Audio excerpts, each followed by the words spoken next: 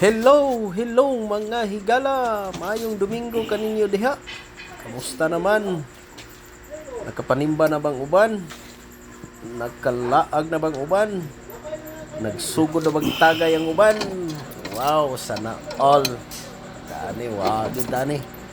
Anyways, mga higala, di anang resulta sa ato ang kanling gabi 10 days gikan sa pagsugod sa incubate sa ato ang mga white leghorn. Ang una nga batch diri nato mahibaw-an kung duna ba joy similya. Hahahay. Yay. Ari mga igala. Naggamit ako flashlight. Wow, una. Nagi similya mga igala ang una. Wow, kadindot man ani. Adlag ka diha. Bali dusi ni ka white leghorn nga unang batch mga higala, kaduha.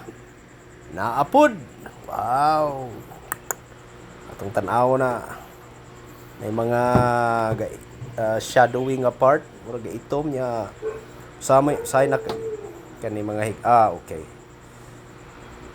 Sana mo makita nga mga ugat-ugat higala, especially 10 days na, medyo may edad-edad na naging mga ugat kamo makita.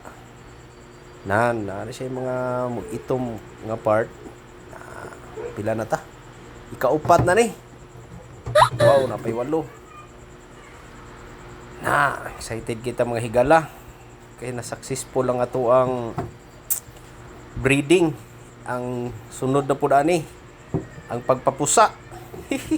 Naiusag yung wa ka lingkawas Anan. Bali kaning mga itlog nato sa white leghorn nas apil nig incubate sa mga black australorp nato no, ug sa ato ang mga Rhode Island. Isagol na to sila incubate.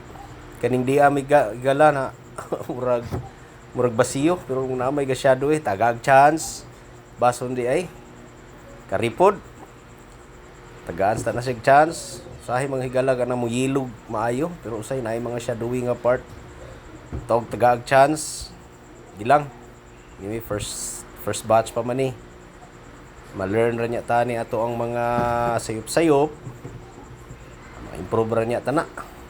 Wow, so mao na to.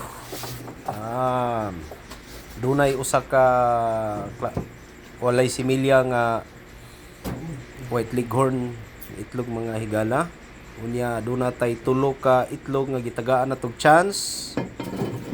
Then sa ato ang mga heritage dunay napulo ka mga similya. So in total 29 ka buok itlog nga may similya. And then napulo ka mga white leghorn. So ato na lang ning ibalik sa ato incubator. Unya hulata hantod ika-19 ka adlaw kay ibalhin nato sa hatchery. Okay. So mo to. Nalipay kita mga higala nga aduna gyud similya nga napurma. Unya kabay pa mapapusa taning mga nahabilin nga may similya. Inugbalhin na nato sa hatcher. Okay, daghang salamat. Enjoy mga higala sa inyong the rest nabilin nga mga oras ning Domingo. Enjoy sa inyong mga day off diha. Sa inyong mga adlaw matag Domingo obligasyon, pagsuri-suri sa pamilya, pagsimba, pagtagay-tagay, dili magpahubog. Ang kahubog ibutang sa tiyan, dili ibutang sa ulo. Kay kung ibutang sa ulo, mahimo na ng iats. Okay, bye-bye sa sunod na pod. Babu.